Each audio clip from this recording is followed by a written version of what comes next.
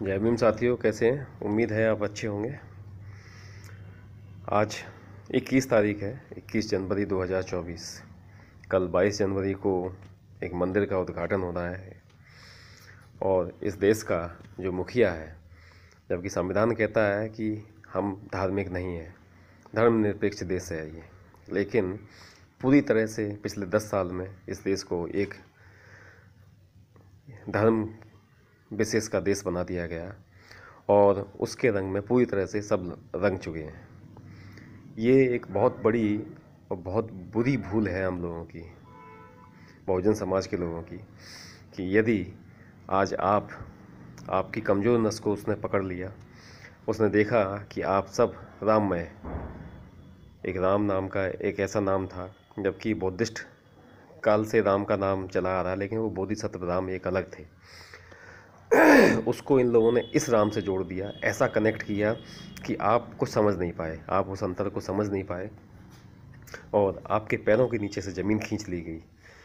और इस बार भी यदि 2024 में आप लोग इनको ले आए तो आने वाले समय में बहुत ही बुरी स्थिति आने वाली है। आप धर्म मानते हो, ठीक है, उस देवता को या किसी को भी मानते हो, मानते रहिए, लेकिन ज्ञान विज्ञान, पढ़ाई लिखाई है, आपका शिक्षा, स्वास्थ्य, रोजगार, इन सब के बारे में आप क्यों नहीं सोचते?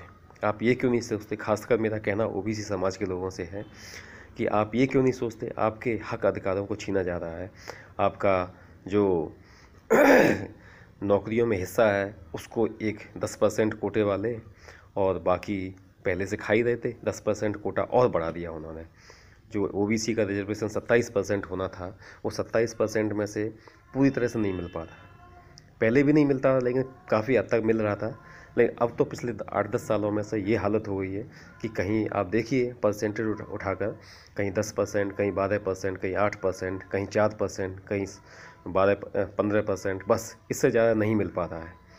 लेकिन आप ना जाने क्यों, किस तरह से, क्या चीज़ है, कौन सी अफ़ीम खाकर बैठे हुए हैं जो आपको ये समझ में नहीं आ रहा कि ये चीज़ आपका भविष्य तय करेगी या ये चीज़ तय करेगी।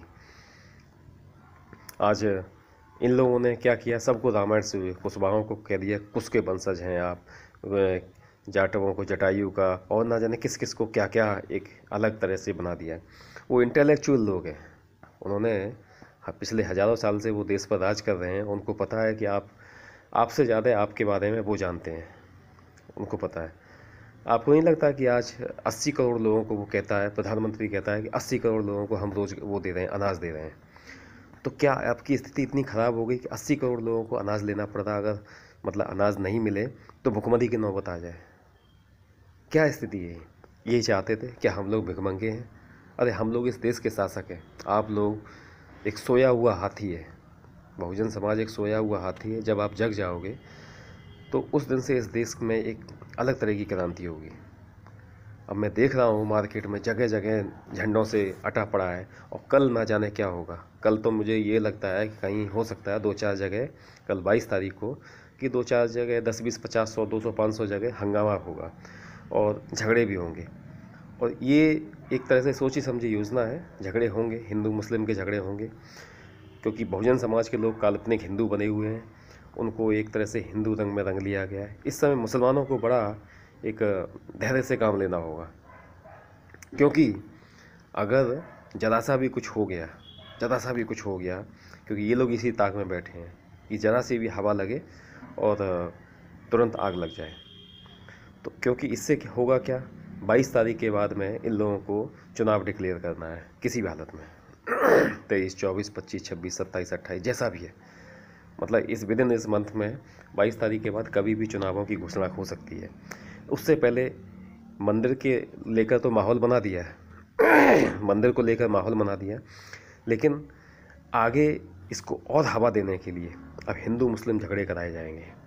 ये हो सकता है, 99% हो सकता है कि ऐसे झगड़े कराए जाएं, प्रायोजित है, क्योंकि आरएसएस के गुंडे हर जगह मिलेंगे आपको, हर जगह भीड़ में मिल जाएंगे और कहीं पथराव करेंगे।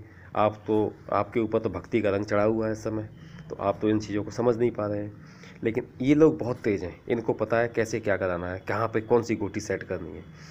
झगड़े होंगे, झगड़े होने के बाद क्या होगा, तुरंत चुनावों की घोषणा होगी। चुनावों की घोषणा होगी क्या, तो आपका एक मुश्त वोट कहाँ जाएगा, एक मुश्त वोट उस पार्टी को जाएगा, एक मुश्त वोट उस पार्टी को। यही वो चाहती है, यही वो चाहती है, इसी की उन्होंने सेटिंग बनाई हुई है। उनके पास बताने के लिए कुछ नहीं है।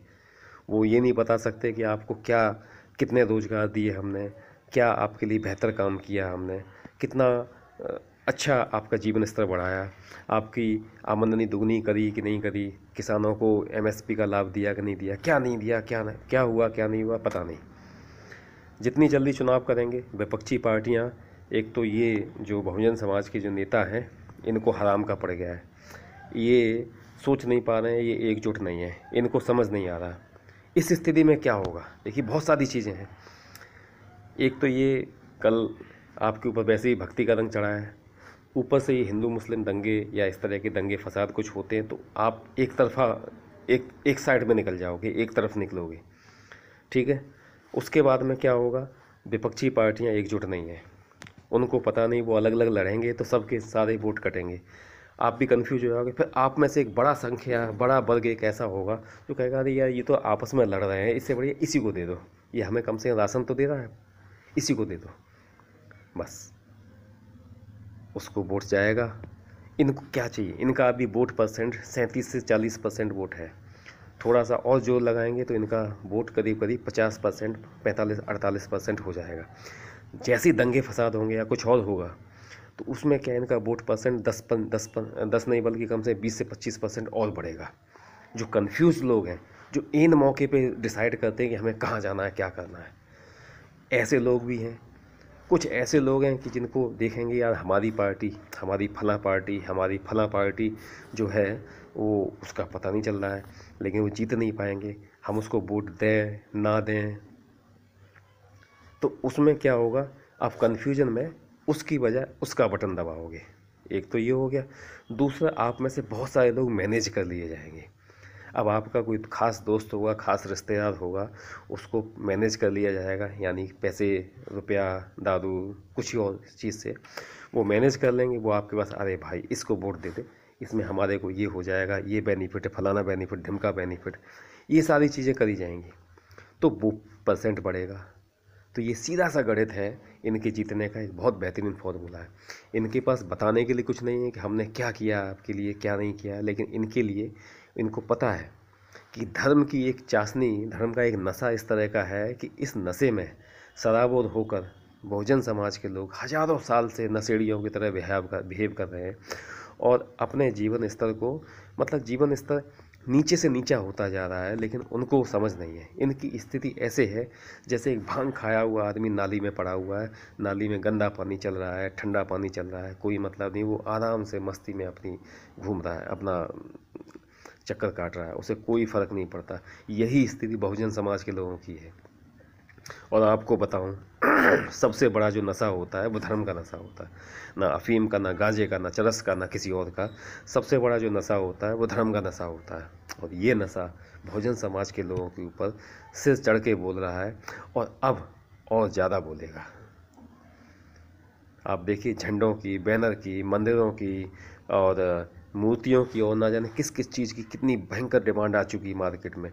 मैन्युफैक्चरिंग सेक्टर की हालत हो चुकी है ख़राब, ऐसी तैसी हो रही है, नौकरियां जवाब दे रही हैं, नौकरियां हैं नहीं, कामकाज नहीं है, लेकिन फिर भी लोग, धर्म का एक ऐसा नशा चला लिया गया है कि उसको लेकर टीवी में दिन रात यही आ रहा है।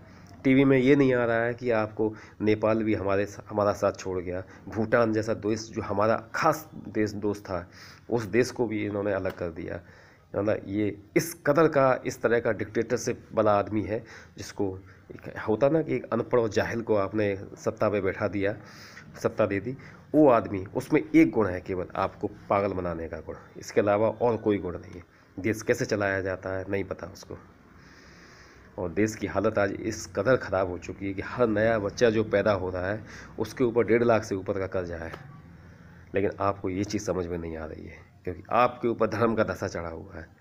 मेरी बात मान लो दोस्तों, अभी भी वक्त है, वरना ये लोग कहीं नहीं छोड़ेंगे, कहीं का नहीं छोड़ेंगे। क्योंकि ये 5 साल का चुनाव जो इस बार अगर ये लोग जीत गए तो ये मुझे लगता है कि आखिरी चुनाव हो सकता है। फिर कहीं चाइना जैसा या रशिया जैसा हाल ना हो जाए कि आजीवन जब तक वो जिंदा रहेगा तब तक वही रहेगा। कुछ भी हो सकता है, एवरीथिंग इज पॉसिबल। इसलिए और फिर आपकी क्या दशा होगी। अभी तो आपके ऊपर कहीं ना कहीं मूता जा रहा है, कहीं आपके साथ कुछ किया जा रहा है, तो आगे चल के क्या किया जाएगा पता नहीं। मुझे उम्मीद है आपको शायद समझ में आई होगी, नहीं आई होगी तो क्या कह सकता हूँ। मुझ जैसे लोग जो जगाने का प्रयास कर रहे हैं, सबसे ज़्यादा नुकसान तो उनका ही है। इसके अलावा बाकी आप तो शायद उस धर्म की अफीम को चाट कर इस तरह से बैठे हुए हैं कि आपकी जब बुरे दिन आएंगे उसको भी आप तथाकथित भगवान का आशीर्वाद समझ के ग्रहण कर लोगे।